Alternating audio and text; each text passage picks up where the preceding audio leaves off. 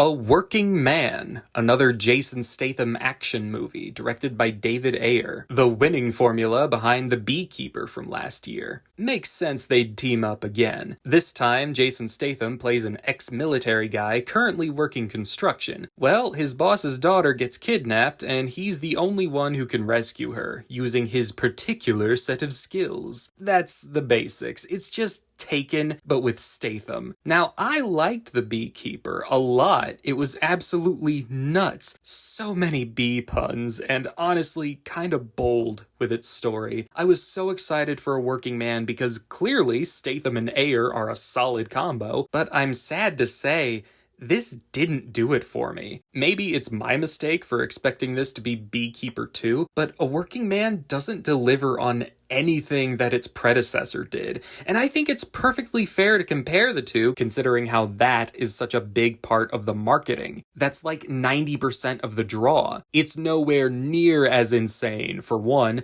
not even close. The whole time, I was waiting for it to take that extra leap into high-octane craziness, but it never did. It was Statham going around this convoluted plan to infiltrate the Russian mob in order to get in close to the enemy. There's this extended part of the story where he pretends to be a meth dealer, making connections with other meth dealers that have connections to one of the bad guys. There's like 40 bad guys. There's the people who do the kidnapping, there's the guy who wanted to buy the girl, and he dresses like the Penguin for some reason. There's the middleman between the kidnappers and the buyers. There's his dad, the uncle, and the extended Russian mob family, and the evil biker meth dealers, and it's so much, and it's so unnecessary. His whole infiltration thing leads nowhere. He gets no closer to rescuing the girl from doing all that. The movie doesn't sell the urgency of the situation. Statham's fucking around with the meth dealers, and the girl is just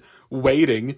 Can't catch a break. You think Statham would work faster, but no. Honest to God, you could cut this whole section out and the movie wouldn't change. But what disappointed me the most was how the construction worker side of Statham's character isn't utilized at all in the story or the action. In Beekeeper, he was a literal beekeeper, along with his secret agency role. He had all the bee puns, honey jar grenades. It was insane, so I was thinking, oh, he's a working man, gonna use a variety of construction equipment and power tools to kill the bad guys. Maybe throw in some cheesy one-liners like, oh, it's time to clock in, or your shift has ended, or something like that when he kills someone. The poster even has him posing with a sledgehammer, and he never uses one to fight people. He just shoots them or beats them up. It's all his ex-military aspects, none of the working man. It's never time for the working man to be the hero. The more I go on about this, the more I'm realizing I kinda wanted him to be the fucking shoveler from Mystery Men. Something vaguely resembling that, but with more guns and Statham's hand-to-hand combat. I'm not even kidding, that would have been amazing. But no, we don't get anything that fun.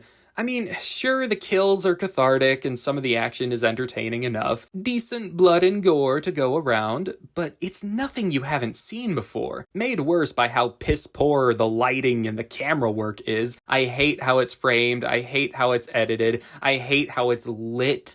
Beekeeper was made way better than this from what I remember. This feels so cheap by comparison. A Working Man should have been a solid repeat of the Beekeeper's winning formula, but it turned out so bland and average. A couple bits made me chuckle, a few good kills here and there, and none of the acting was bad whatsoever. Michael Pena was very unconvincing, I must say, but aside from him, no, the acting is fine. But all that being said, like, all those positives, it's not enough to satisfy. Not for me, anyway. It fails to live up to its predecessor and fails to impress me even on its own terms. It's not the worst time you could have in a theater, but I honestly wouldn't recommend it. Also, what was the deal with the giant moon? Seriously, why was it that big? Any scene taking place at night, the moon would just consume the sky. I don't get it. It was so stupid. Oh my goodness. Anyway, that's all I have to say about A Working Man. And that's it for this video. So yeah.